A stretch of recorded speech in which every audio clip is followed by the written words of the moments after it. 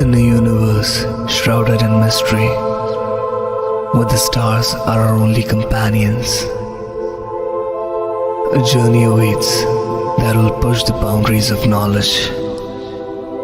Prepare yourself for something that will redefine our understanding of technology,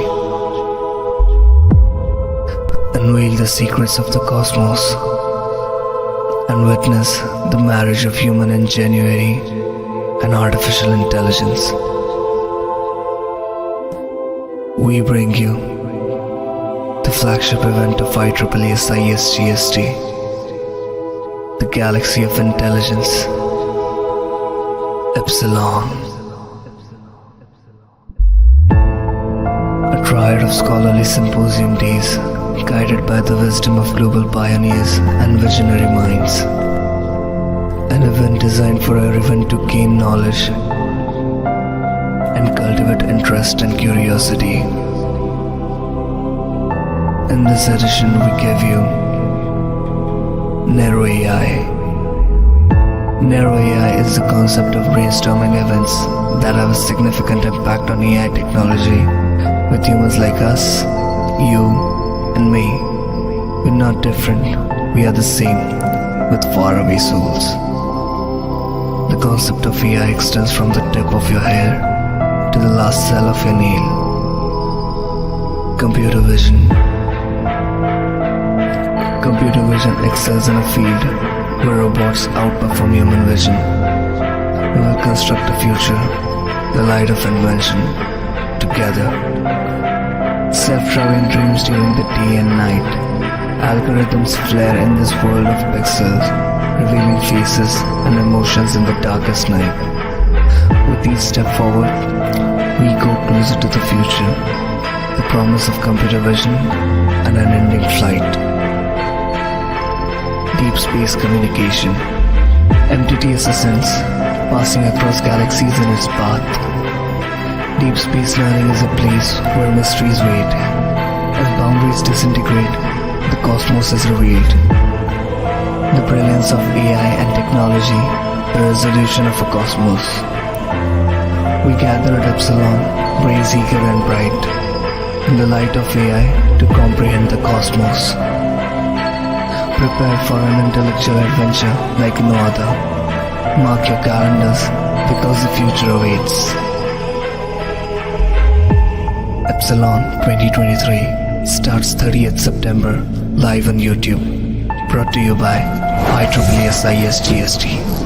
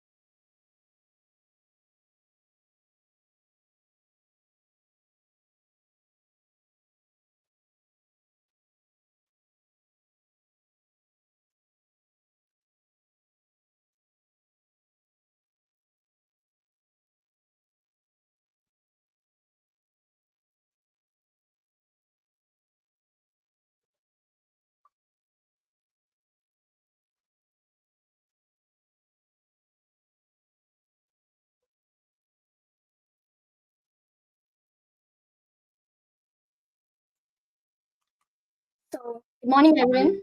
Welcome to the grand finale of Epsilon 2023 with the theme Galaxy of Intelligence. The 3 day symposium is distinguished in three tracks WIE, CS, and MBTS, where industry experts from various fields will share their expertise of their respective domains. Under the Women in Engineering track, themed Better Future Nero AI, I'm Chandana Shastri, serving as the technical head at IEEE SIS GST, and I have the privilege of being your co host for this intriguing discussion. The overwhelming response we have received over the past days has truly touched our hearts. Uh, okay, so hello everyone. This is Viraj Mehta, also serving as the technical head at IEEE SSGST. Feeling great for being the co-host for this amazing panel discussion. So let's take a moment to reflect on the enlightening journey of the past 2 days. On day one, we embarked on a journey into the world of technology behind AI created personalities. This day commenced with an in-depth talk sessions where experts unraveled the complexities of the topic. The spotlight was on generative adversarial networks, gangs, a pivotal technology behind AI generated personalities. Attendees gained a comprehensive understanding of GANs and their role in shaping virtual personalities. Day 2 continued the exploration with a hands-on session titled The Creation AI Generated. During this immersive session, the speaker demonstrated the process of creating a virtual persona from scratch using AI. Participants had the unique opportunity to witness practical applications of the concept discussed on day 1. This session provided step by step guidance on leveraging AI tools and techniques to craft virtual personas. These 2 days, our participants acquired hands on experience in the creation of AI generated virtual characters.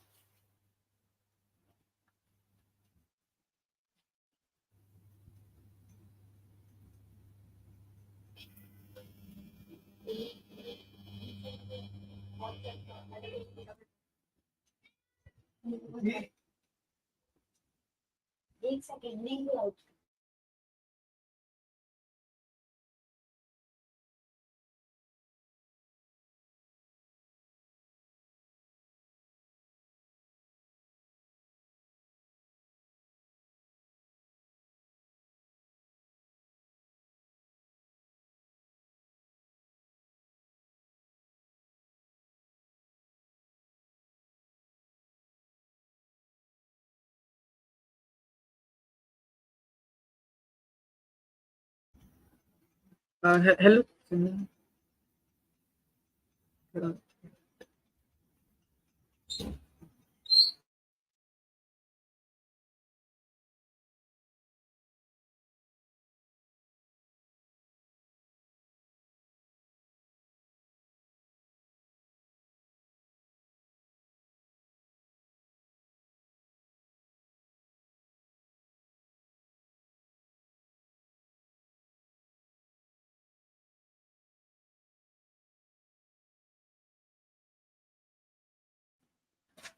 Hello, Chandana. Sorry to disturb. I think you are on mute. Uh, Hello, Chandana. Can you hear me? I'm sorry. Yeah, Yeah, we continue. yeah. I'm audible. So, now without further ado, let's extend a warm welcome to our esteemed panelists for today. First, we have Ms. Abhirami Sukumaran, a distinguished developer advocate at Google, founder of Code Vipassana, and the official mentor at Google for Start.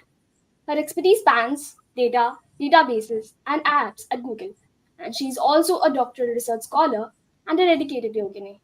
Joining us, okay, so yeah, welcome Abhirami.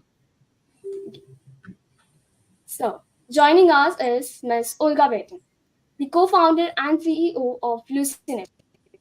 She's also an executive committee member at Caltech Entrepreneur Forum and serves as the vice president on the board of trustees. Over to you, Viraj.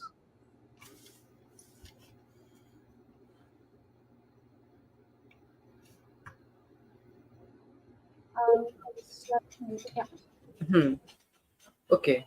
Our next panelist is Mr. Subham Lal, an SDE at Microsoft, actively contributing to the growth of edtechs with over 5,000 mentorships and speaking at 20 plus events. He is a seasoned expert in data science, full stack development, and AI. Hello, Mr. Subham Lal. Hi, Viraj. Thank you for having Uh, me here. yeah. So, Okay. yeah, welcome, Shubham. Taking on the role of our moderator is Mr. Pavan Krishna, co-founder and chief operations officer at Lars AI. He's a versatile expert with a wide-ranging skill set that includes web technology, branding, UI UX, and digital marketing. So, without further delay, I would like to hand over the reins of the session to our esteemed moderator, Mr. Pavan. Welcome. Hi, Chandra. Hi, all. Hi, Pavan. Good Hi, morning. Pawan.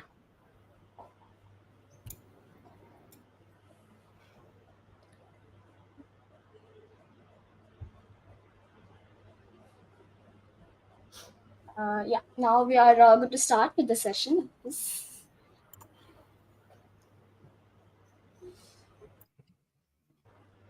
Hi. Guys, Should I take over? could you present the next slide?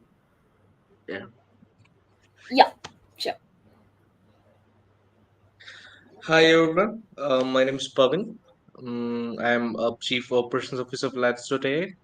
So basically, Lads.ai is a generative AI based application where businesses can turn data insights into um, meaningful insights, like meaningful conversation with your business data.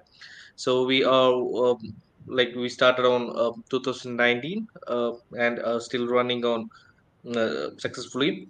So so I'll be a moderator for today.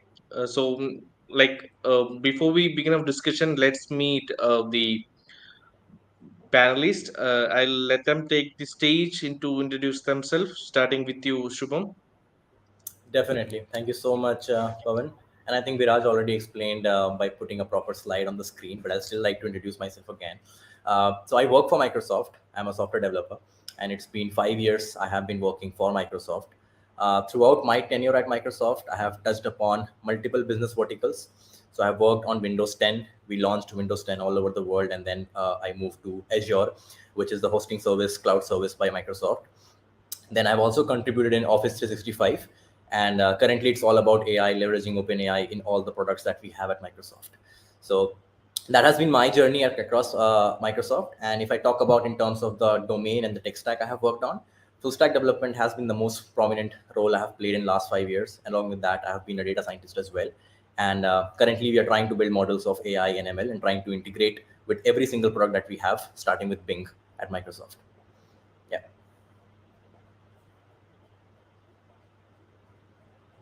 Uh, Abirami, can you introduce yourself?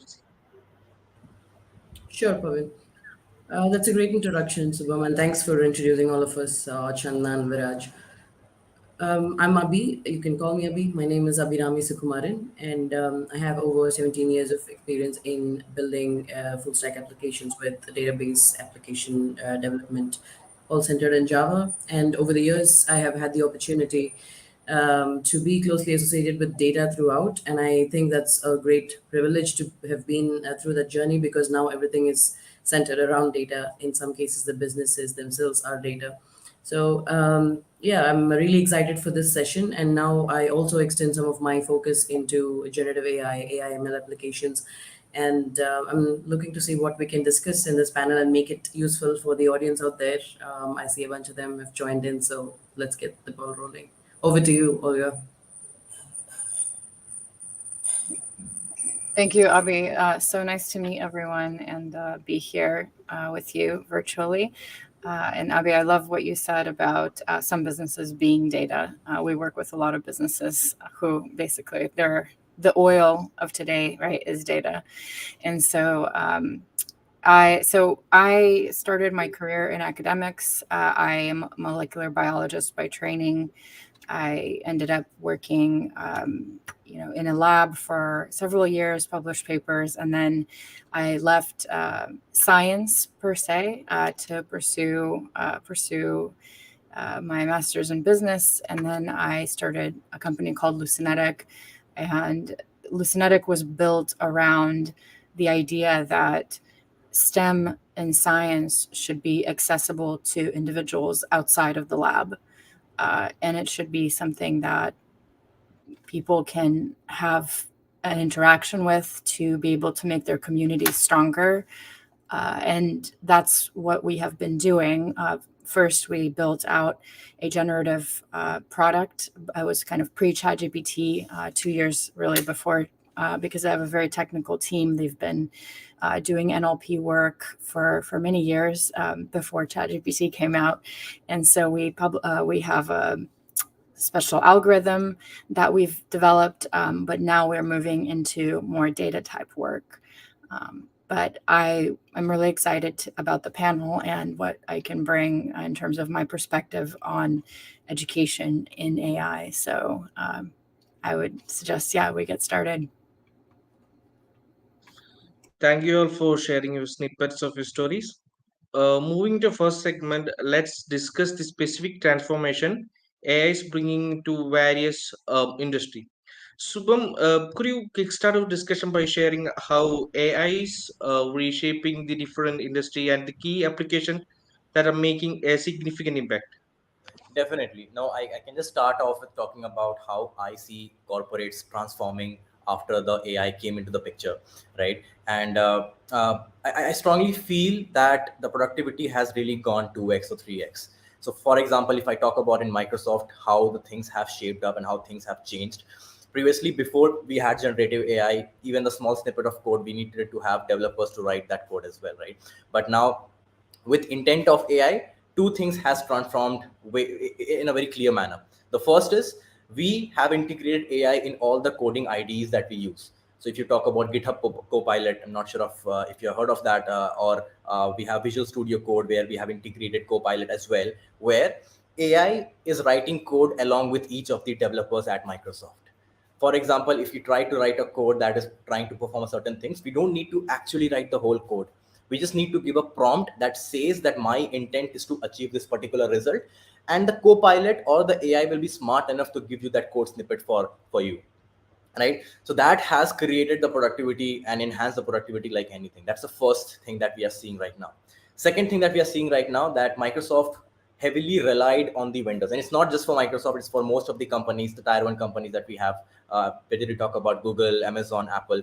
We were relying on vendors to make sure that our existing products that are out there in the market are bug free, are being able to access by the consumers, there are no issues in the cloud. All those things we had offloaded to the vendors who were handling that particular part.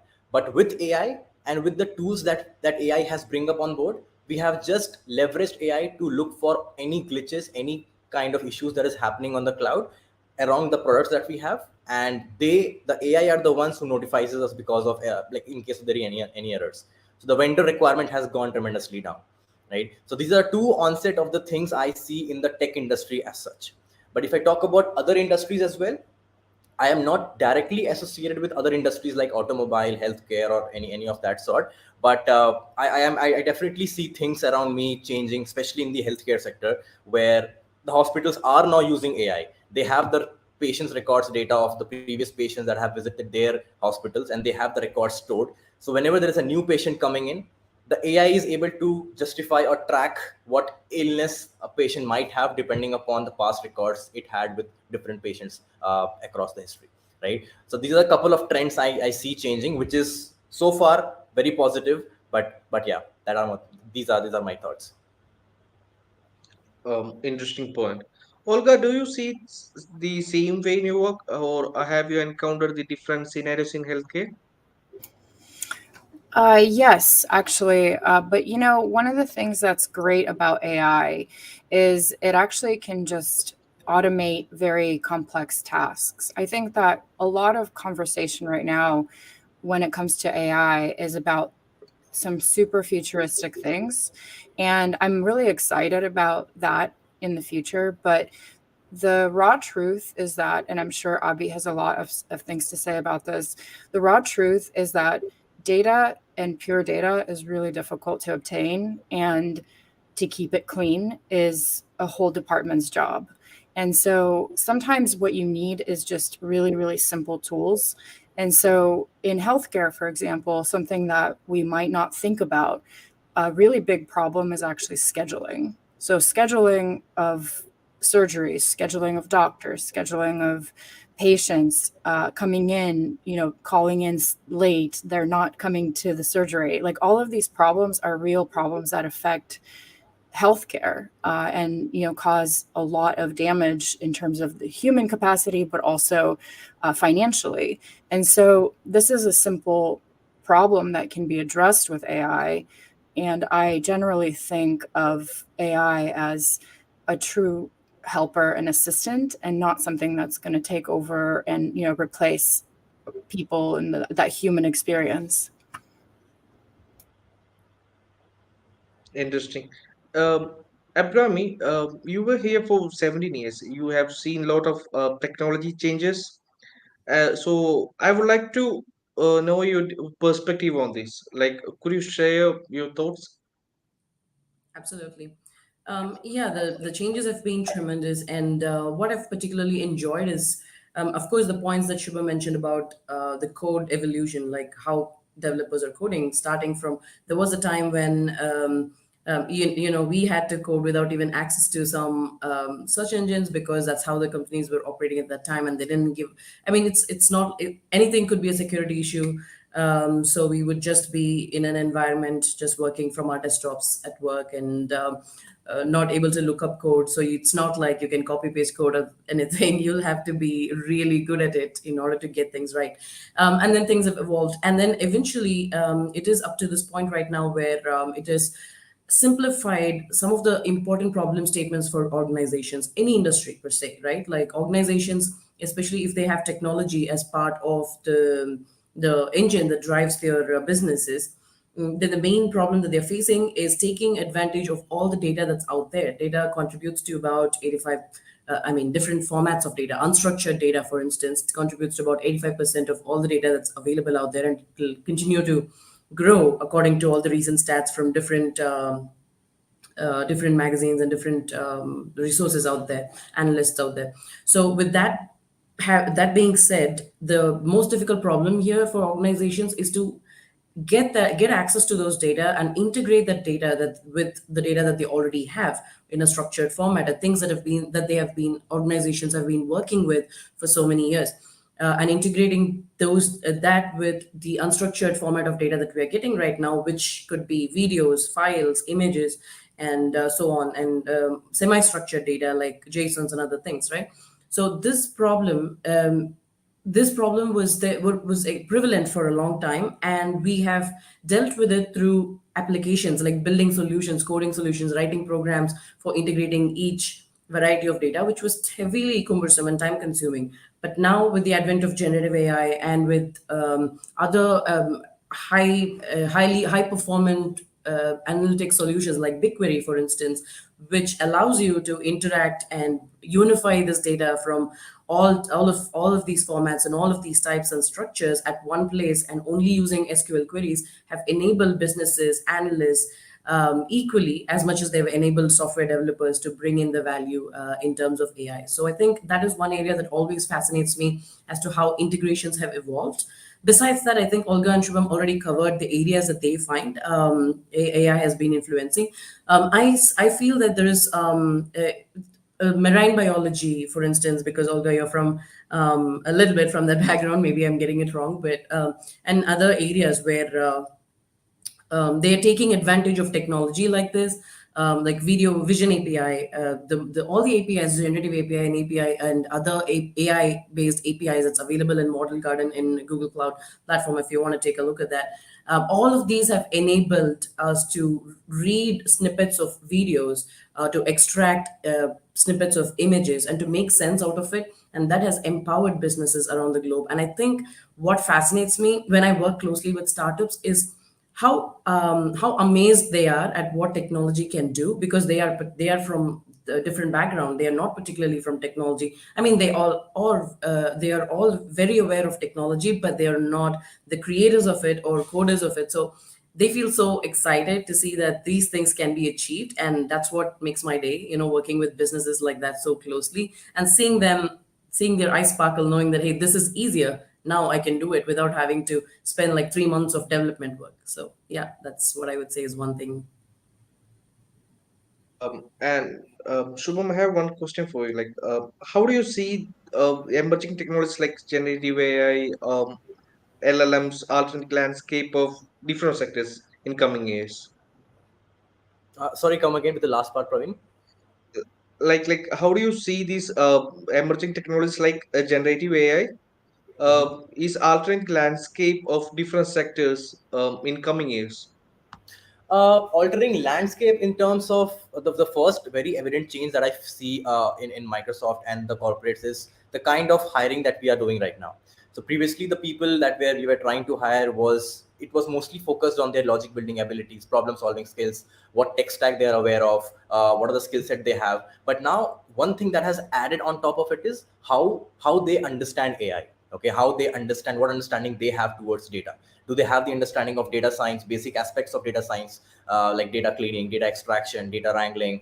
Do they have the understanding of how do we build machine learning models? A high level overview of around that is the first change I see happening around the infrastructure and the kind of hiring that we are performing at Microsoft, right?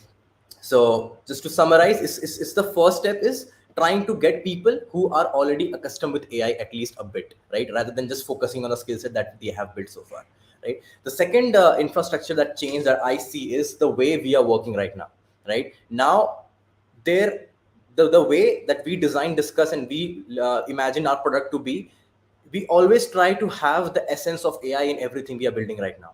We always try to have an essence of automation that can go an extra mile and perform the user action even better. For example, Microsoft Word has been there in the industry, in the world, sustaining for last 20 to 30 years. Like each one of us might have used Microsoft Word as well. But now we have introduced Copilot in Microsoft Word as well, where let's say if you're trying to write a paragraph or you're trying to write anything, a blog or something like that, you don't have to write it completely by yourself. Now obviously if you want to put your creativity, you should do that. But in case you're just trying to write a blog to share to someone, what you can do is you can just open the Copilot of the Microsoft Word and just mention that you want a 500 words paragraph on this particular topic, and it will write it by yourself. If you don't like it, you can ask it to rephrase. You can ask and give certain keywords, certain vocabularies that you often use, and AI will incorporate those words into that particular blog as well, right? So all kind of leverage that we're trying to provide is the second infrastructure change that we are seeing in Microsoft. It's not just in Microsoft Word, it's also in the Outlook.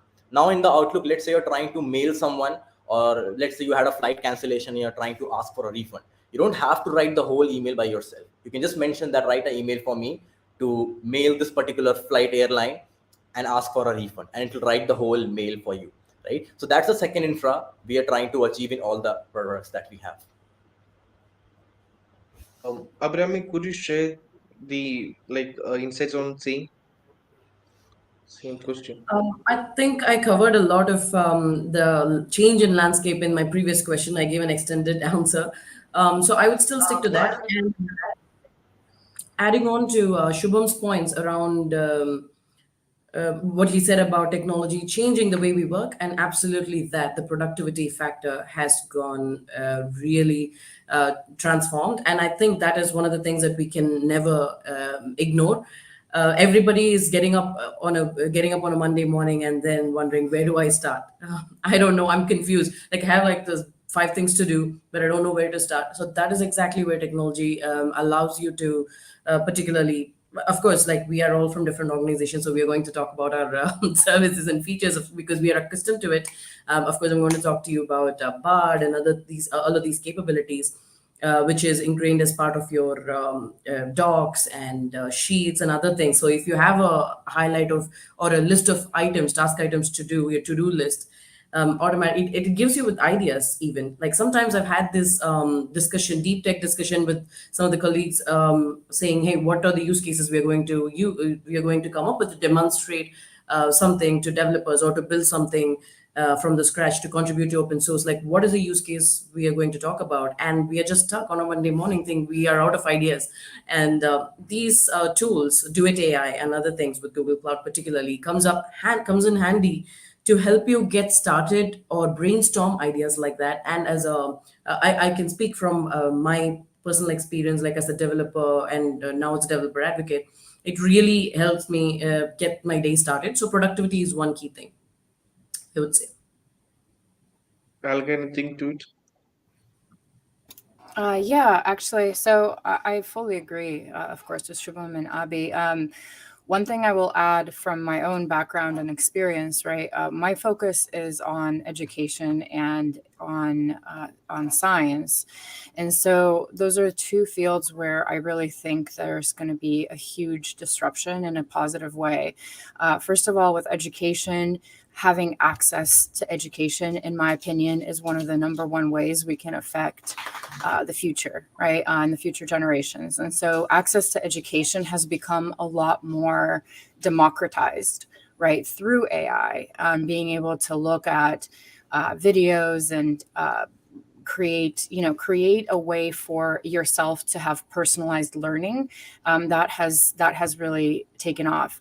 And AI helps with that. For example, one of the things that my co-founder built is a way to interact with his research. So all of his research is uploaded. You can interact with it. You can ask it questions, and it's only going to talk about his research and not, the general kind of space, of astrophysics or astronomy, which is where his expertise.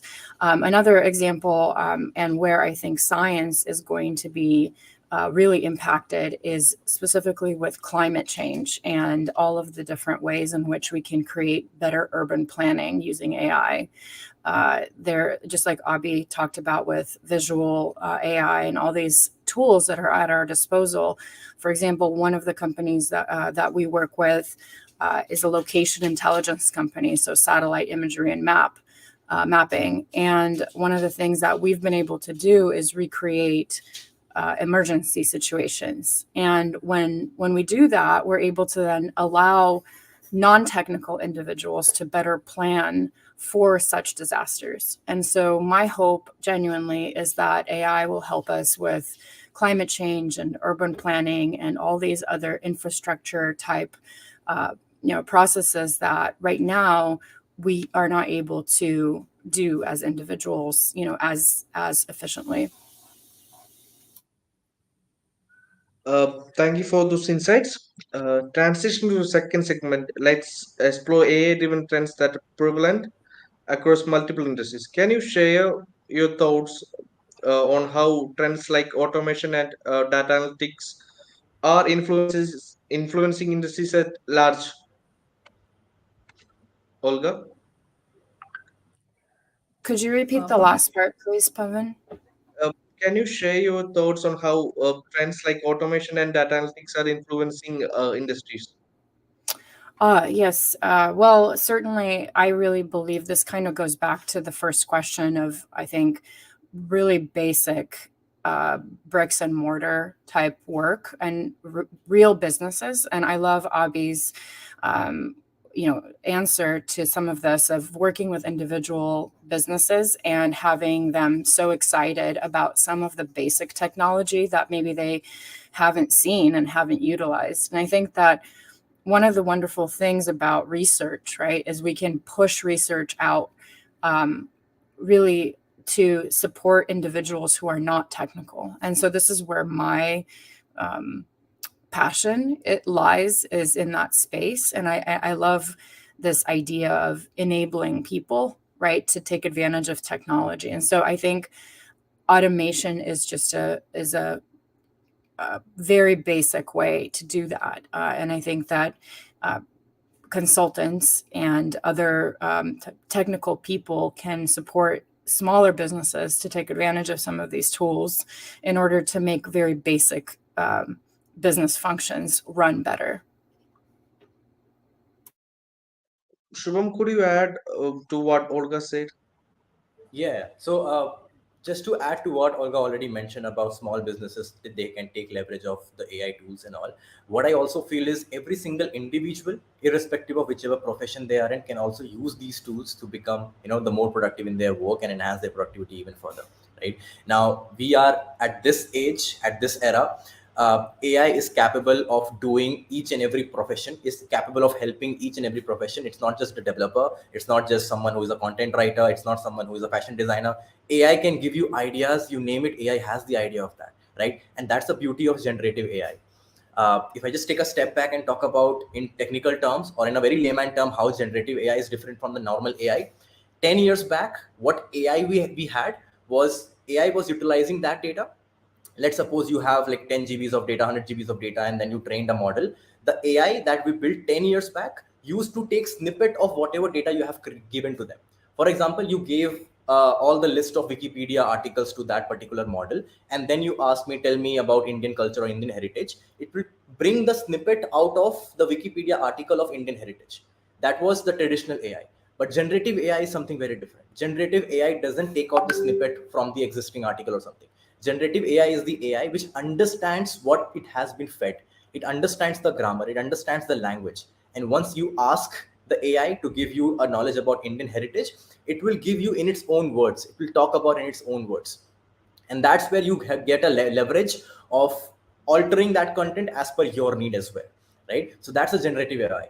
And hence this generative AI that we have built right now, especially OpenAI, ChatGPT, can be leveraged by each and every profession to understand, to get insights, whether it could be a to-do list, what Abhirami said, that to get the ideas of what you can do today, or it could be understanding what pathway you should follow to achieve a particular result. You name it, and AI will have it. Yeah. Great insights, Shubham. Um, Abhi, what's your thought on this topic, especially on no-code platforms for data analytics and automation?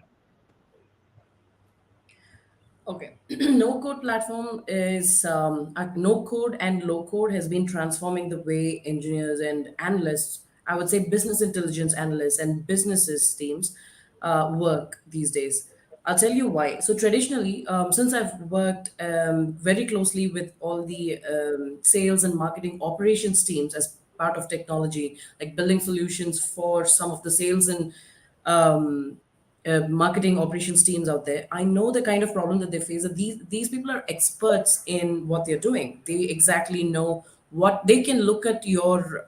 You'd spend like 3 months of effort in building a full stack application and then building a dashboard out of it. They'll just take 3 minutes to look at your dashboard and say your fundamental understanding of the data is wrong because there's like 5 players in here. How can you have 50 combinations of blah blah blah, whatever it is? I'm just taking a random example. Like there's only 5 people. How can you say that there is like six combination of people reporting out there or something like that? They have this fundamental understanding of data that technologists never seem to understand, at least traditionally. But I think the gap is reducing now, is minimizing slowly. The BizTech, the understanding of business and technology has been good, and I think it has to continue to grow further.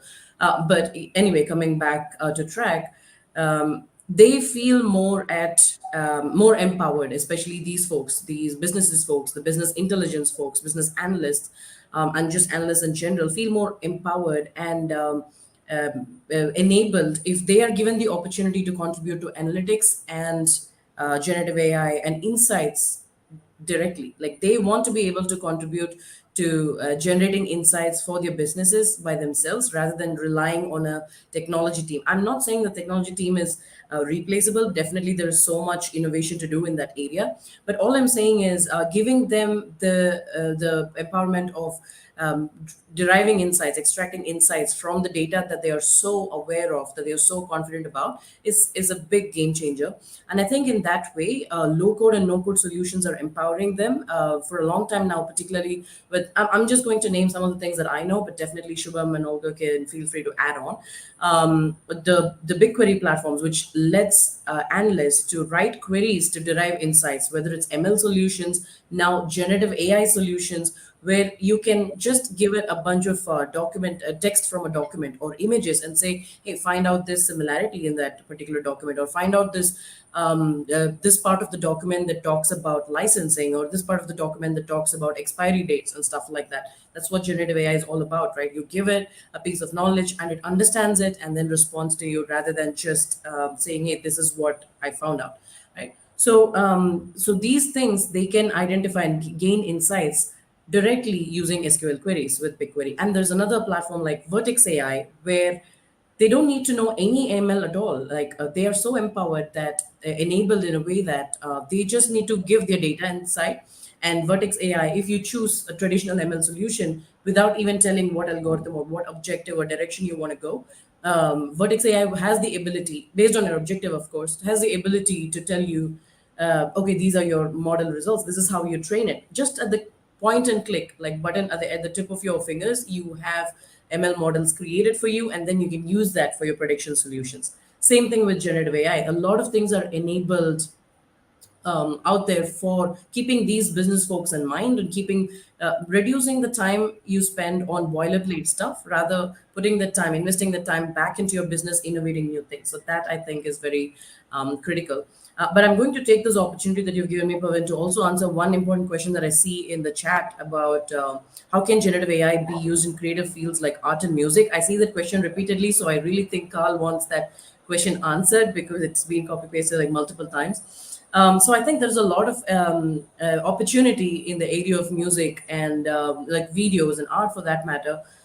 You can use all these audio based intelligence APIs traditionally, and also now with generative AI, there is Chirp and other APIs out there.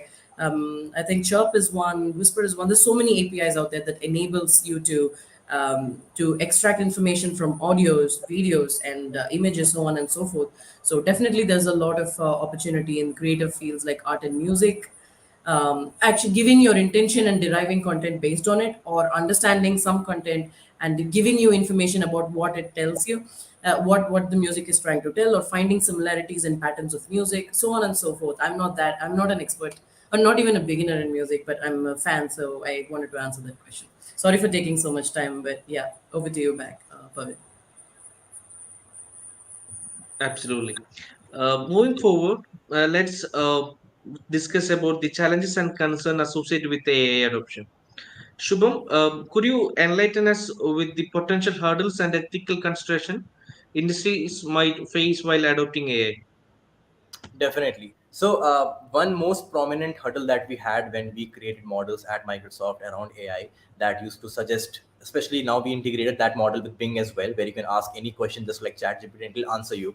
The most important hurdle and the most something that we had to add the ethical values into it is where we don't want the AI to give you biased answers, right? We don't want AI to take a side of one party and talk well about the one party and negative other party, right? So that is the kind of filtration we had to apply on the AI. For example, we don't want, if I ask AI that between Russia and Ukraine who was right in terms of their actions, we don't want AI to take a side. We don't want AI to talk about that, talk and justify one's actions against the other. What we want is maximum AI should be able to give the facts. That's it. Not taking a side or not being a biased, giving a biased opinion, right? And especially when you're dealing with tons of data and you are feeding into the AI model, you don't know what their data is actually getting into. We scrape the internet, we get tons of data from Wikipedia. You might see the biased opinions also entering the AI data as well, and it will in turn train the AI model into with the help of that biased data. But it's the responsibility of the people who are developing that AI to have that filter check, to have that ethical constraint check, that cannot just take data and give the result as it is, right? Or the other example could be which religion is the best. Such kind of questions, we need to make sure that it adds a sensitivity level where we filter out and make sure that ethical answers has been given out. So we took multiple ways. We had to extra train the AI with such kind of sensitive questions to make sure that biased opinions never goes out to the user, right? So that was the first and the most basic hurdle that we had to go through in terms of the AI. The second hurdle, if I talk about, was incorrect answers, right? Now, not everything on the internet is correct, right? Now you might find incorrect information, especially the free organizations like Wikipedia. You have the ability to edit it, right? Everyone's have the ability to edit that Wikipedia page. Now if I am editing that Wikipedia page, I might enter, or someone might enter, incorrect information. How we try to make sure that AI, when someone asks a question, is returning the correct result. Now the measure that we had to take was a pooling mechanism, where we tried, whenever we try to give a result to the user, we make sure it is crossing the 80% accuracy threshold. And how do we do that? We try to look for the same answer from the multiple sources and pool it, and we get the maximum vote for a particular answer, and then we send the result to the user, right? So that's on a high level, that's how we try to solve, and still we have not received that extra 100% accuracy. There has always been the scope of improvement, but in terms of the hurdle that we have faced, these two has been the most prominent ones. Abhi, could you share your opinion on ethical consideration while implementing AI? Definitely. So, AI, yeah, taking ethical considerations into account for AI/ML was one thing. Over time, we were thinking about, is this a right use case to talk about? Are we empowered? Is this algorithm that you're writing empowered from a stance of experience or knowledge? For instance, let's say Olga is talking about molecular biology, and if I just listen to her talk about it and respond to somebody else asking a specific question in molecular biology, would that be right? Is that, I mean, it's a matter of accuracy. Like Shubham said, something is right and wrong. Having incorrect answers are wrong as well, right? So besides going further away from being right and wrong, is it even ethical to talk about something when you are not from that background, or you're not an expert to talk about it? So coming from there, now we have come to a point of generative AI where it's creating new content based on things that are already there, but it can hallucinate. Like we all probably have heard this word quite a lot. Hallucination is a common side effect, and also talk about things that may not be even true. Particularly in the areas of healthcare, in the areas of patient care and mental health and all those things, it's really, really life-threatening if you talk about it, if you're relying on things like that.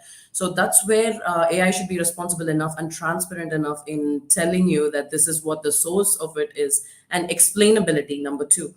Transparency is one, and explainability is number two, where it justifies the answer that it says, whether it's AI or generative AI.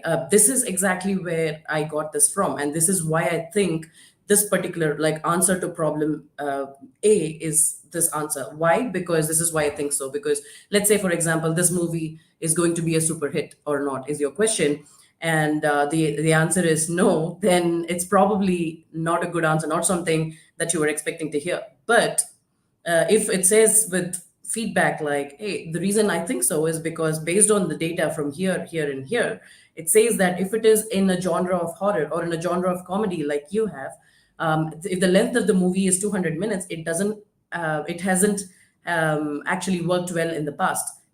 Try to reduce the time of your runtime of your movie to say 70 minutes or 100 minutes. Then probably you have a better chance of making it 80% successful. So now that is explainability, and I think that's also called prescriptive AI or prescriptive analytics, and I think that's where organizations should focus.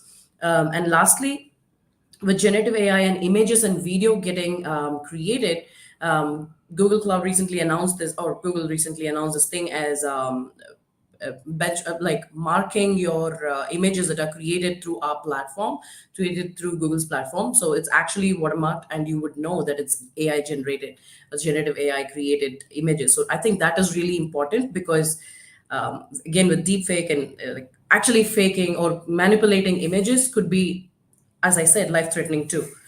It could be all with all the positive things. We have already talked about all the great things, but talking about the negative side, it might not be a great idea in some scenarios. So that's where claiming that or disclosing that it has been generated through AI would be a great way to be responsible. So yeah, that would be my answer. Olga, could you share your thought on this?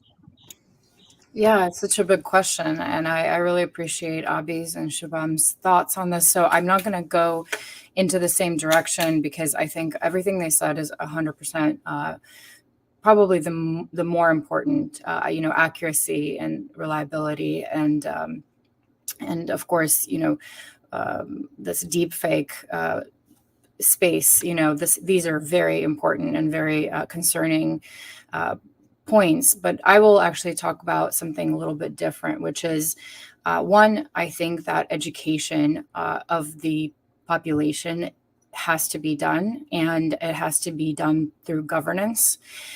There's a huge gap in socioeconomic, in the socioeconomic space between people who have access to AI and those who don't. And AI is an underpinning to people's livelihood, and it's going to be in the next 10 years. Access to our technology and AI specifically will make a difference for people's careers and their lives. And so the technology is moving so quickly that, in my opinion, it's extremely important for companies and governments to upskill their employees and upskill the population in order for them to be able to match the pace of this technology. So that is kind of a more socioeconomic issue that I see. The second is just the whole notion of education in AI, right? One of the things that is really interesting, there's an article in NFX talking about adoption and people's perception of AI, and how there are different emotional reactions to different kind of complex technologies. And one of the things that I'm sure Shubham and Abhi have seen is, some people are terrified and some people are very open to it, and they're all at different levels, right? And there are all kinds of different levels of adoption of AI. And so that also creates an unstable equilibrium of sorts of, in companies, for example, there will be people who are extremely excited about AI and want to incorporate it, and then individuals who are terrified and really don't want to incorporate it. And so the business function and the technical function are not aligned in that situation. What that creates inefficiency in the business. And so that's another point where I think that is going to be a difficult problem to solve, and it's just going to take a long time and a lot of education on what AI is and what AI isn't. And I loved how Shubham talked about, AI versus generative AI, right? What does this even mean? What are the differences? I think it's really important. And there are open source education platforms like Khan Academy and others at code.org, right, that allow individuals who are non-technical to go and learn about this for free. And so I encourage everyone to do so, because there are differences, and those differences make a difference in the way that you interact with AI. Very insightful. Now let's broaden our horizon and discuss the global perspective on AI. Abhi, how different countries approaching AI, and how do you think the different culture contexts impact the adoption and development of AI globally?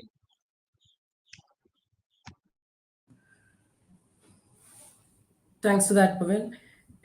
I think that's a very impactful and application oriented question. And I always like that area because I am associated closely with the startups and work closely with them. So, yeah.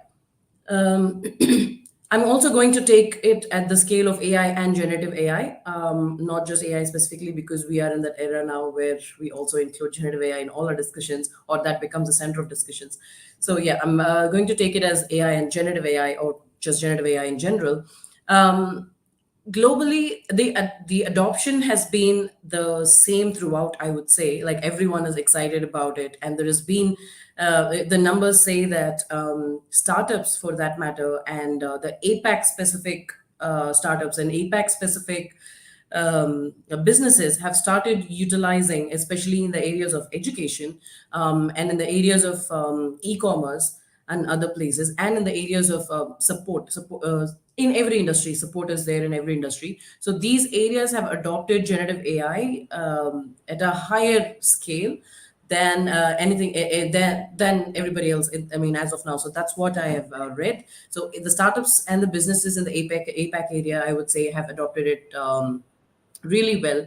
And what I would like to see is for the public agent, the public departments, right? The public departments in this, in the it could be healthcare and security, or some defense and other security areas could still be a little bit of a they could still be apprehensive about doing this, is probably because of the accuracy, and because of all the doubts and the questions that come up with the authenticity of the information itself. So I don't know about the adoption in that area. The excitement and the enthusiasm is there for sure, hands down. I know that healthcare is really excited about these things. They are also using it, healthcare industry particularly, are also using it particularly in the areas of patient management.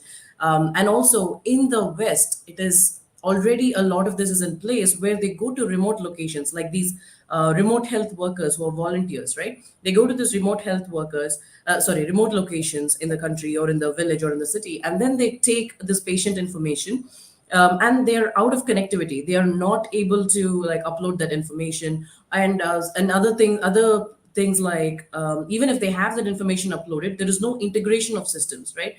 For instance, you get patient information, but then you already have that patient recorded somewhere else for some other reason, let's say for a dental purpose, and now it is for some other, like general physician stats, right? They are getting that numbers for them.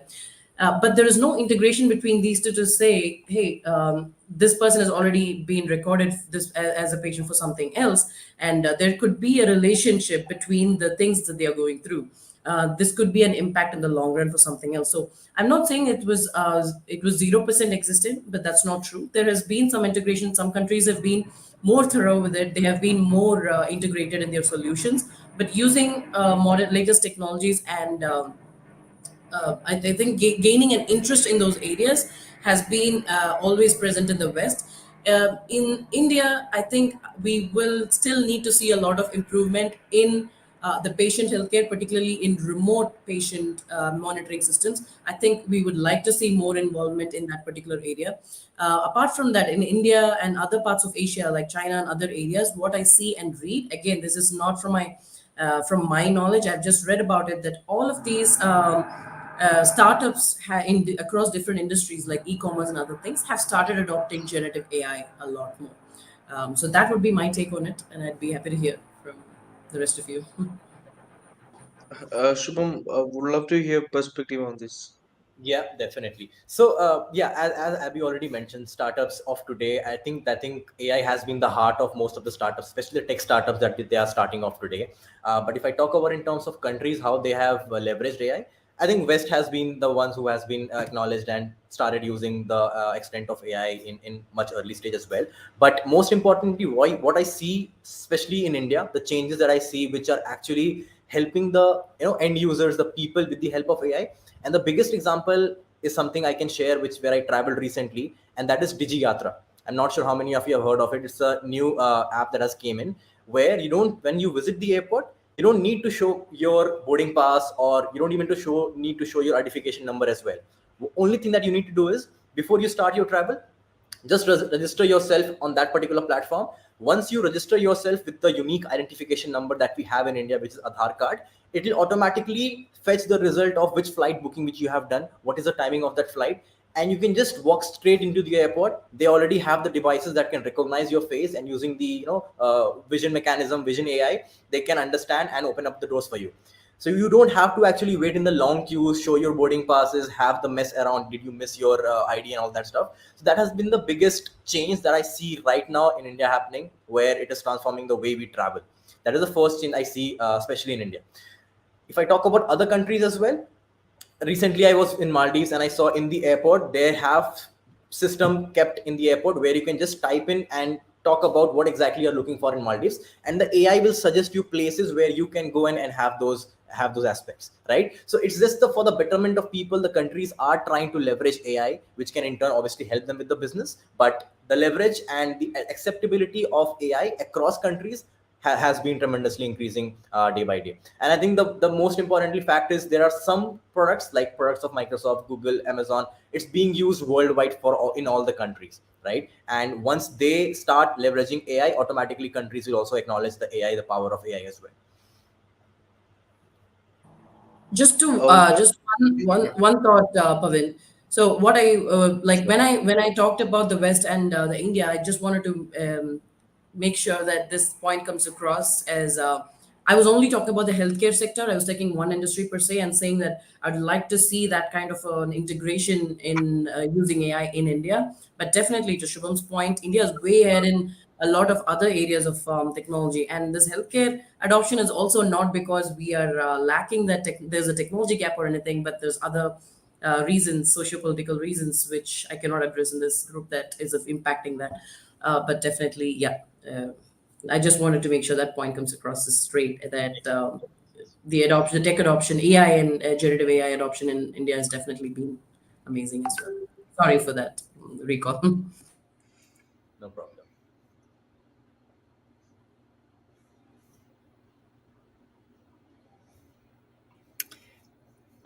Looks like our moderator dropped off for a bit, but I will pick up a little bit on what Abhi was talking about, because I actually really wanted to talk about that exact thing, which is governance. Again, I kind of come back to the fact that, there's such a discrepancy in the way that AI is being adopted in different governments that it can drive socioeconomic divide.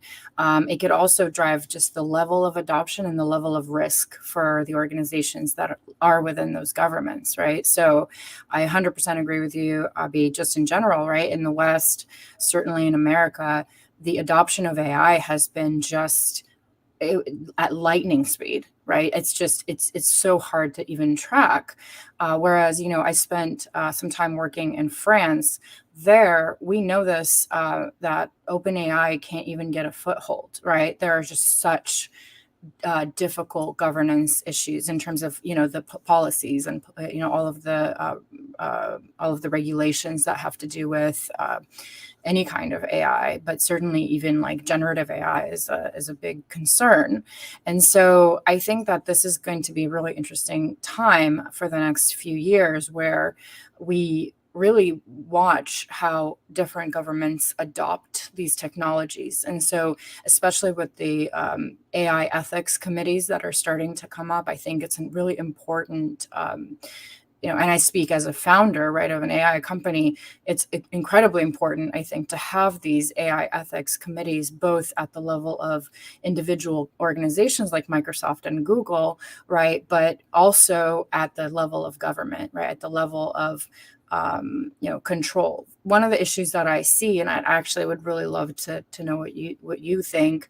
I've actually never been to India, so this is a treat for me even to be live here with you. But in the US, there's an AI ethics committee. There's a certain way the government operates, but it's incredibly slow, right? It's just a very slow process, and the government is very, very it's just much, much slower than the adoption of AI that's happening. And so they're starting to put in these guardrails, right? Societal guardrails, but there's no way that they can actually enforce those guardrails. So this is where, I think it's going to be really interesting, because the pace of innovation is very much outpacing the pace of this kind of control that is being imparted. So I actually would love to hear what you think about this as well.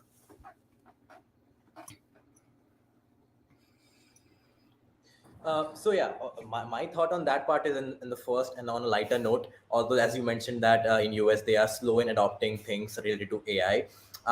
In India, we see that things are changing in terms of tech stack, but trust me, we have way bigger problems apart from that as well. So I think each country has their own challenges and stuff. So yeah, in terms of adaptation of technology and AI, especially in India, I see things changing, and I see government actually recognizing the aspect of utilizing AI and making a difference in people's life, right? One example I already gave, where we have DigiYatra that can enhance your travel journey and all that stuff. The second thing, although not exactly related to the AI, but we have something called UPI, which is immediate payment transfer, which is something very unique in India, where you don't have to wait for transferring any amount to any particular person, and it happens in a snap, right? So these are the two aspects I see which is different than people and in the countries in the West, where India has recognized the power of tech stack. But I think we can add more to it as well. Yeah, definitely. First of all, Olga, you're welcome to India. If you haven't, there's a lot of great places you can be. But definitely not just that. One thing that fascinated me, I have traveled my share of like a little bit of fair bit of travel, I would say, around the world. And what I've observed is the level of technology adoption when it comes to consumer related areas. For instance, I don't know if you're in Bangalore or if Shubham, I don't know where you're based, but we have this thing called I think it's there in other cities as well, Dunzo, where it's like it executes your tasks. Basically, I can sit at home and say, "Can you get this document photocopied?" or "Can you get this printed?" And I mean, I just feel like I don't have to step out of my house unless I have to, like, want to go to some places. It has saved so much of time, letting me focus on what's more important to, like, not, yeah, of course I end up watching movie, but then that's a different thing. I save all that time and then I just watch Netflix or just go out and do some stuff. But anyway, coming back on track, it is so it saves so much time on a day-to-day basis. Like all your boilerplate stuff, the mundane tasks of executing your day-to-day life is taken care of way so much. It to the extent that it's making people lazy, I would say. But it's wonderful to see that. And I have also been in the States, and one thing I have noticed there is that the gap between technology, there is a huge gap between technology and people who are able to execute it, and that has not been really great there. Because I'm not saying it's not there, but I'm saying there is a gap. Because even if I want to get a task executed, the cost of getting that executed and delivered is too high. The people are not adopting it as much because of the cost of labor and because of other things, other attributes that are associated with it. So, for example, a Dunzo here, if it might be too successful, is successful in India because we embraced it, and also there is labor that's available to execute that task, but that is not available there, and that I think curtails to a certain extent of how much technology and AI can be a benefit for the common folks, or for the people in general. But also there are other things that are heavily benefited there. Like I said, the healthcare industry is great. There's so much liberty. I'm not saying that there's no regulation around it. With proper regulation, everything in place, they are still able to get that integration, take off and go, and add more value. Whereas that thing, and areas like that could still improve in India. But yeah, I think there is a trade-off in different industries. But definitely, there's so much the technology, AI, and generative AI has to offer that makes people lazy more and more, in a good way. Okay. So I'm really sorry. Our moderator is having a glitch, so he'll be back in a while. And yeah, there are a few questions which popped out, and yeah, I would like to ask them.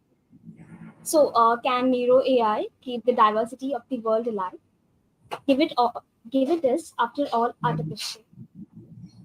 Um, who would like to I didn't answer? I didn't get the question quite, Chandana. I'm so sorry. Okay, I'll repeat again. Yeah. Can Nero AI keep the diversity of the world alive, given it is, after all, artificial?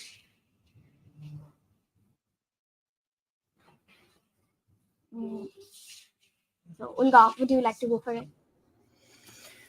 So did I understand the question correctly that can Nero AI keep diversity alive in opinions? Is that kind of After the all, idea? that. Mhm. Yeah. Yeah, I mean, look, I think that at the end of the day, right, we one of the challenges is that when the models are trained on the internet, right, there is a certain level of kind of garbage in, garbage out that starts to become a problem for the internet, right? And I think that one of the things that is a problem, is a challenge, is that more and more as marketing and other types of content gets created with AI, right? You end up having all of this go back into the internet, right? So things are posted, things are put on, and you end up having a real problem with actually diversity of content, right? Because at the end of the day, it's all just regenerated. And so that, I think, is a challenge. However, I think that the good news is that I think there are a lot of people really thinking about this problem. And I think that one of the really great things that has come out of the evolution of generative AI and the research that surrounds, how we speak and what kind of language gets created is actually, I think it has brought a lot of focus on diversity and how people interact with language, the dialogue that gets created. And so I think that we're becoming more thoughtful of this, whereas we didn't think about this before, as a population. I think we just put whatever we kind of created on the internet. We didn't really think too much about what it means for people, how people look at it. And I think that with the advent of generative AI, this has become a real conversation. So I'm very optimistic, actually, about how we're going to continue with this process.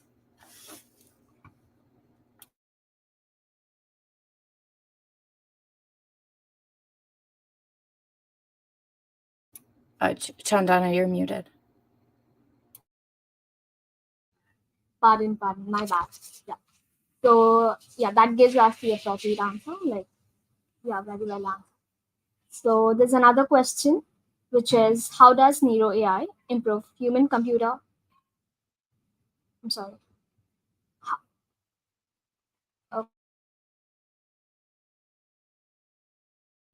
Yeah. How does Nero AI improve human computer interfaces? Will it improvise quantum computer also? So how is it related? So your question, Chandana, is will Neuro AI enhance human computer interface, and how will it also help in quantum computing as well, right? Yeah. Okay. Now, I think we are at that stage of the era where we can't limit the extent what AI can do, right? As of now, we have not seen something relatable with what AI can do in terms of quantum physics or understanding the equations of quantum mechanics. But I don't think we can limit the capabilities of AI. 1 year down the line, we have a AI co-pilot who are solving quantum mechanics problems as well, right? But as of now, human interfaces, if I talk about in terms of UI generation and UX UI design, I think that has been taken care by AI very efficiently. We have AI tools as well, and AI is able to write the code. AI is able to create tool set where you can just drag and drop and create human AI interfaces. But in terms of quantum mechanics and quantum, I have not seen that yet, but I'm pretty sure it will be there in next couple of years as well. Would love to hear thoughts from the other panelists as well. Yeah, I'd like to add that, particularly with the advanced AI algorithms, why not? The human-machine interface is already, I think we are where we want to be, or it can still continue to improve with the chatbots and the interactive interfaces where you answer questions and it intuitively gives you suggestions and even corrects you and things like that. So definitely, yeah, that's been great, and it'll only continue to grow from here. The only thing is it growing in the direction that we want it to? Is it taking control of being unbiased? Is it taking control of being inclusive or more diverse in its answers? Knowing the not just responding to you with a generic majority resource based answer, or it's understanding you as a person, which it is. I mean, that is one of the important focus of all the major players in this industry, in this particular area right now.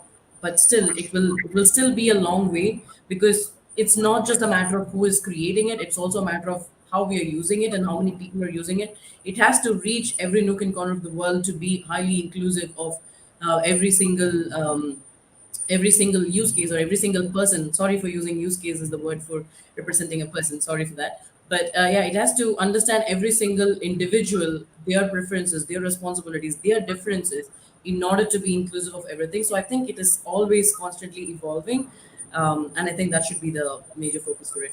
But yeah, the one-word answer would be yes. Sorry, Yeah. Olga. Go. No. I am 100% in agreement. I think that what you said is 100%.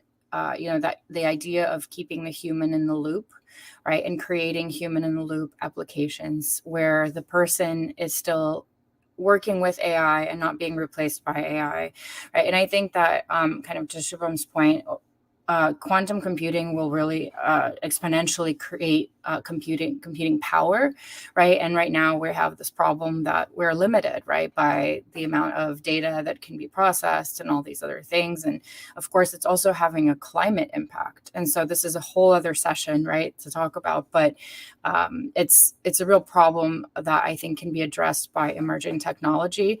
And I think that at the end of the day, what we really have as humans is emotion and that ability to connect as humans. And I think that AI is not going to take that away unless we let it do that, right? We can use AI as a tool or we can replace ourselves, but that at the end of the day, it remains a personal choice. And I think that when we interact as humans, that emotion and the personal connectivity is something that we have to take responsibility for on our own.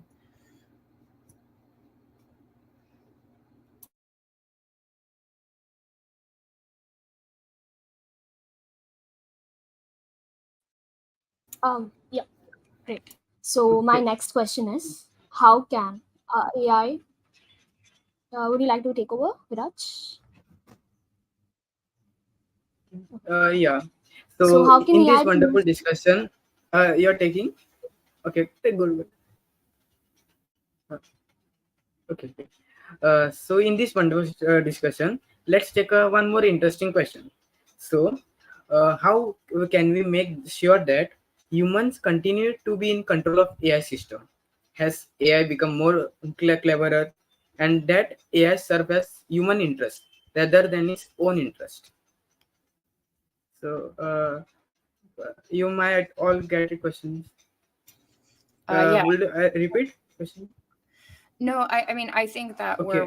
we're really far away from AI taking over and kind of this idea of the Terminator, right? I think there are a lot of deep fakes actually that are coming out, which I think people need to be really aware of robots playing table tennis and all these things that are actually not real, right? And this really goes back to Abhi's point of watermarking the images that are created and having a level of governance over these AI generated content, right? I think that every organization needs to take responsibility for that, right? But I think that it's something that this idea of AI that's going to take over and completely become sentient. I think this is something that we don't really have to truly worry about for many years. Exactly. I totally agree to what Olga already mentioned. And just to add to that point is whatever AI models that we see right here today, okay, whether you talk about a bit of robotics angle as well or any kind of model, uh, it acts in a way according to what we have fed into it already. All right.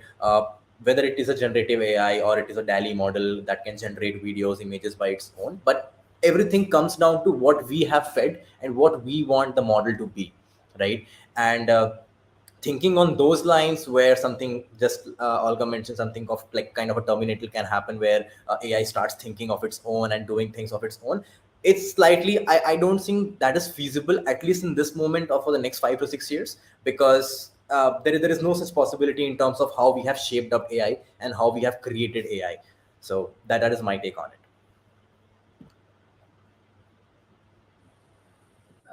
it. So I would, yeah, I will safely not answer this question directly, but what I would like to see, or I'm already seeing, is that there's a thing called safety attributes that are added to all of these models, all of these products and companies that are the major players in this, and they're talking about this. They definitely have added these safety attributes in a way that you can control yourself. Like, I'm only talking about the application control of it. I'm not talking about the human versus AI thinking of its own control. So when you're the applied usage of this particular service or product, whatever you're doing, you're in control of saying these words are safe for my audience and these words are unsafe. Don't use this. You can definitely set your threshold, you can definitely set your filters, and you can definitely make it a safe space of application for your audience and your businesses to users to use it with. But definitely, human versus AI, I don't want to answer it because, yeah, I don't know. My brain's too small for that question. I'm so sorry.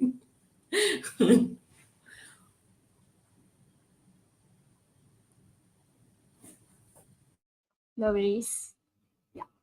So our next question is, how can AI be used to address moral issue raised by resource management, growing urbanization, and environment deterioration? Who would like to take over? Yeah, I think the answer for this question is very similar to Abby just mentioned, that we can apply safety mechanisms on top of AI as well, and just like putting safety mechanisms, we can extra train the model to perform to have certain moral values as well, right? For example, this is again going back to what I built recently for Bing, the AI model. What we faced over there was the AI was slightly more inclined towards masculine gender. For example, if I ask the AI that what are the best practices an employee at a company should do, right? The AI was responding by using the word he, that he should come to office on time or he should dress. So that's a biasing, right? That's a gender bias, right? The AI is assuming that person to be male gender. So we had to extra train a model to make sure that it has moral values, it has ethics, it has a gender diversity, it understands the consequences of you just using one gender, it understand what biasing is. So training it extra in terms of, if I just relate to the answer to your question, is resource management, growing urbanization, and environmental deterioration, we can extra train the model in terms of the aspects of these three areas as well, that what are these three areas, what is environment deteriorations, right, what is growing urbanization, what are the drawbacks of having all these factors, and AI will be able to learn it and answer the things accordingly. Yeah, I will add to Shabam. I think it's an excellent answer, and I will just add that I have a kind of exciting. I feel very excited actually about AI figuring out all of these problems on its own and with our help. Right? I think that there's this incredible kind of ability for us to be able to use these models to actually make better predictions. Right? And so that's really where I think the future lies, is to be able to use AI to create predictions of how it can actually improve the its own climate resources, for example. This is something that we as humans are actually, maybe our computational power of our brains is not enough for that, but it's actually a perfect problem for AI, right? So I think that this is where I'm excited about the future of AI, because I think that it can actually help us power up our motivation to, heal the planet and improve our world for the future. So I'm very optimistic.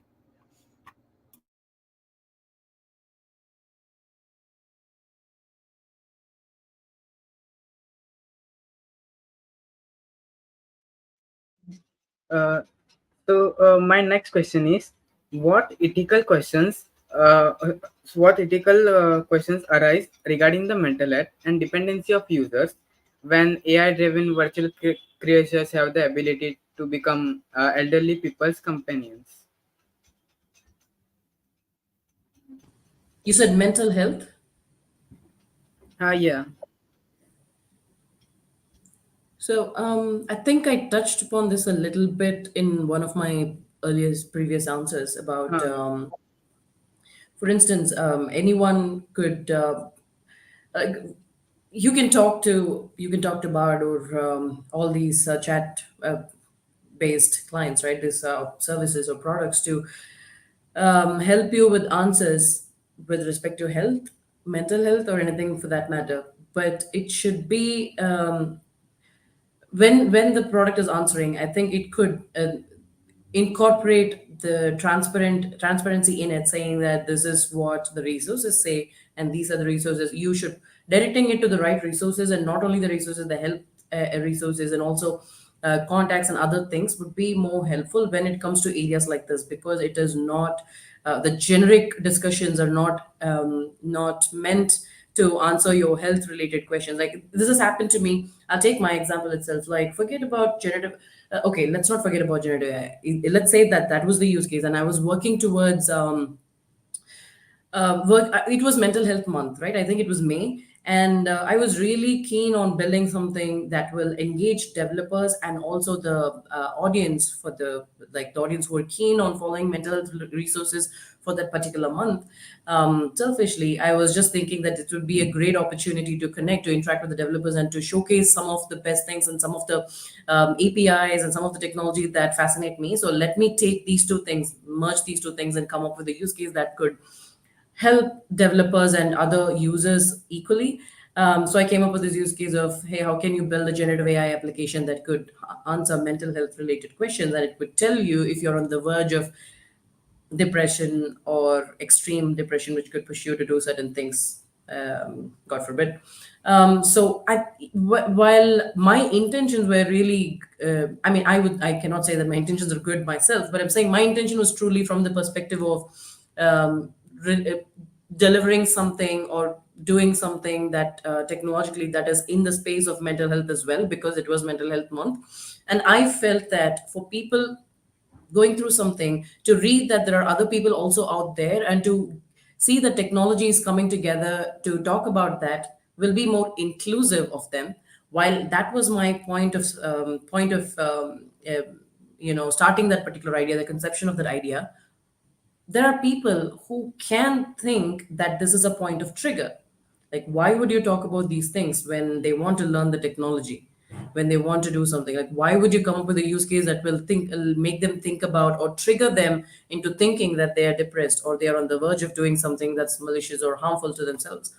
So there are two perspectives. There's one perspective where I was thinking when I was conceiving this idea, this is great because they are being included, and we are saying that we are also going through these things, use this, learn this, and probably use this technology. But there's another perspective that says here triggering people towards thinking that, hey, this is not good. So I ended up not taking it. I mean, I implemented it; it was out there, but then I ended up taking it down because anything that could trigger people even if there's one person who thinks that it's a trigger, then it should not be out there, right? So I think this is just one example from my perspective that I wanted to give. But yeah, every individual and every product out there should be ethically and morally responsible for. Again, it's subjective, but there are standards and guidelines, and like I said, safety filters. So yeah, it should be very inclusive of all those things. That's my take.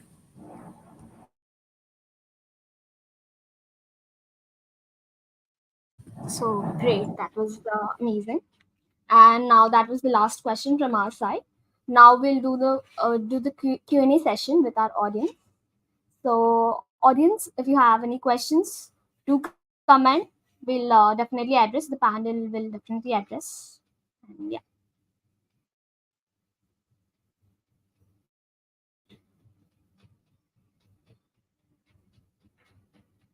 Hmm. There was one question which I thought was repeated, and I did not. What about the deepfakes getting better day by day and eventually not being able Oh, to be differentiated with the actual faces? Thoughts on that? I think we touched on that answer, but yeah, if you would like to add on to it, Olga and Shubham, feel free. Yeah, one of the things that actually was astounding to me, even though I, live in this bubble of AI, was, watching the new Indiana Jones movie where they did the reverse aging of Harrison Ford. And I thought to myself, wow, this is really incredible, right? I mean, this is not just the past anymore, right? Or the future anymore. It's really it's really something that, we're seeing in real time. And of course, that the first thing that immediately comes to mind, right, is what does this mean, right? What does this mean for the future? And one practical piece of advice that I will give, if it's at all helpful, I have two children, for example, and my co-founder is also, and my husband the same person. They, my co-founder and my husband talked about this a lot with our children, right? That information that we see with our eyes in the past, like, when I was growing up, it was the truth. It had to be the truth, right? And now for today's children and you all you students, right? You can no longer say, I have to see it to believe it, right? It's no longer true. If you see it, you don't know. And I think it's actually a lot harder for your generation, because this is something that isn't easy, right? It's not something that you can say definitively. So we, in our family, we have a safe word, a password, a personal password that we have in our family, that our kids know. And I think that's an important part of, today's world, right? Of making sure that you communicate, educate your children, educate your friends, and have personal responsibility for this, right? I think gone are the days where we can rely on, organizations and governments to take responsibility, right? Even though that would be the hope, that would be the dream. But I think that we're past that time now where that's possible, honestly. That's a very great advice, Olga. I see that there is one question which is sort of already answered, but it's is AI going to replace people, or people using AI going to replace people?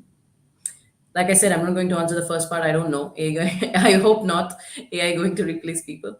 People using AI are going to replace people. I don't think that's valid.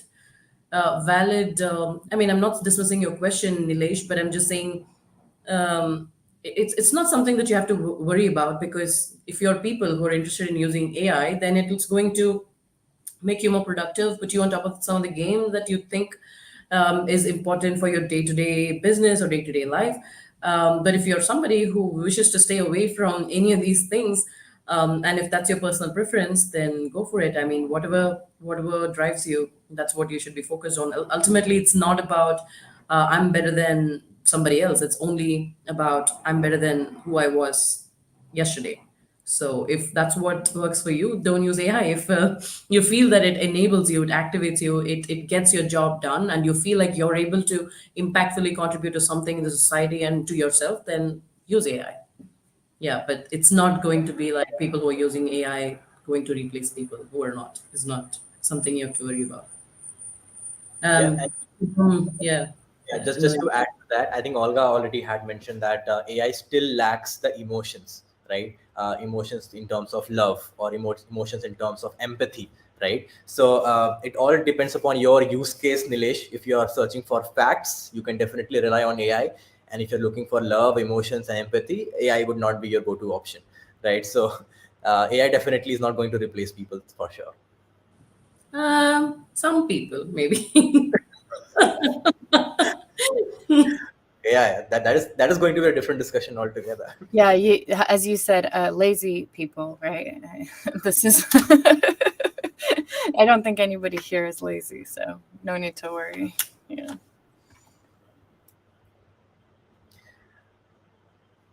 Alicia has a Retail. question. Go ahead, please. How is Nero This AI was going to taken. affect? Uh, Okay. would you No, like to take that question? one thing which I would Yeah. like to add when it comes to the Nero AI topic we were discussing, I think one area which I'd like to address is the digital media in the areas of advertisement, promotions, and marketing campaigns. I think we have to talk about it, given how social influence marketing or campaigns and other marketing has grown or drastically transformed from what it used to be, the ads that we used to watch in our childhood, in our early 90s, and now all you're seeing is some of these ads are so personalized and customized using AI. I don't know, I forgot which brand it is, conveniently, but I just want to say how they used AI to personalize it in such a way that if you're watching that from a specific location or based on your history of characteristics in terms of marketing and retail and other things, they will show you specific colors, specific themes, specific background music, and language was already there. That's very conventional AI ML, I should say. But now it even changes different the colors, the tone of music that you hear, and everything else. So I think the retail, the marketing and advertisement sectors benefit quite a lot. And Nero AI, if it's able to perfect it, which it is doing a great job with the advanced algorithms in AI, and particularly the images and videos and other things, definitely it could still make it groundbreaking in those areas.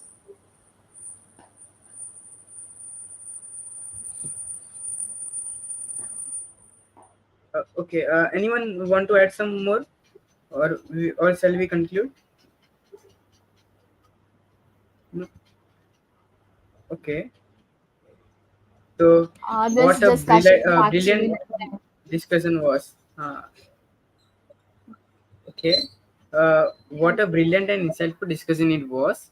We are very confident that our audience has gained valuable insights into Nero AI. Our heartfelt thanks goes to all the panelists for sharing their profound expertise on AI, thus enriching our understanding. So, It's a pleasure. Thank you so much for having us. It was a great, really great discussion. Thank you so much. It was great yeah. connecting with all and the organizers. Thank you so much. It was really informative for me as well. Thanks, Shivu. Thanks, Olga. Yeah, And thank thanks, you. organizers. Thank you, Abhi. Thank you. Great to meet everyone. Okay. Thank you so much, everyone. Now Take- it's time for token of gratitude. But yeah, I'm sorry, Pavan could not make it till the end. So yeah, we'll share this with them later. So now we'd like to convey our appreciation to Mr. Shubham Lal. Shubham, would you like to share a few words before we conclude? Definitely. I mean, this was an informative session for me as well, and especially me coming from a technical background and me being in Microsoft. Most of the time, I interact with people who are techies, who are developers, right? But listening to thoughts from Olga and from Abhi, it was something, having a different way of looking at AI, having a different perspective altogether. So it was definitely a learning journey for me as well, and I would love to have similar panel discussions way forward as well. Cool. Yeah. So now we'd like to express our sincere thanks by presenting token of appreciation to Olga. So would you like to share a few words before you sign Yeah. off? Yes, thank you. So I am very, very grateful that I was included in this. It was wonderful to meet Shubham and Abhi, just incredible careers, and so great learning from them. I will say there's a very important question that was just raised at the very end, which is, should I not be a programmer if ChatGPT can write all code? And I think this is just a really important overall question, actually, that we see from students, even at Caltech and all kinds of places here in the U.S. And the answer is absolutely go be a programmer, because you're going to use all of these tools, and do not be discouraged. I hope everybody takes away the fact that AI is a tool that's going to help you. And the more you learn about it and the more you become an expert in your field, the more you'll be able to interact with AI in a way that's going to lift you in your career. So I really hope that this session and these amazing speakers have inspired you and not deterred you from moving into this direction. okay. Moving on, our gratitude extends to Miss Abhirami. Ma'am, if you have any thoughts you would like to share before signing off, that will be greatly appreciated. Surely. Yeah, for me, like I said, it was great interacting with Shubham and Olga. I mean, I've coming into this, I didn't think that. I'm not saying that I didn't think it would be great. I just didn't think that I would be adding any. I mean, not any value, because I've had The last 30 days has been back-to-back travel for me, so I don't even know, I'm zoned out so much that I don't know in which time zone I'm operating right now. So I was thinking, would I be able to add any value at all with this mindset? I was worried about that, but I definitely have to say that the organizers made it so much easy by being very, very responsive on chats and helping me with the links whenever I needed. I said, please help me. Like, I'm just going to ping you. I'm not tracking any emails. So sorry for that. So they were really helpful, Chandna particularly, and Viraj co-hosting this. Great job. And personally, extending my sincere gratitude to Olga and Shubham. You have been amazing panelists, and I enjoyed every minute of the conversation, listening to you as well. Thank you. And I've also I tried to send my site, my coordinates, where you can find all my socials if you'd like to connect. Everyone on the screen as well as on the chat, feel free to connect. You can find my socials at abirami.dev, abirami.dev. It's there in the chat if at all it makes it. For some reason, the comments are not getting posted. So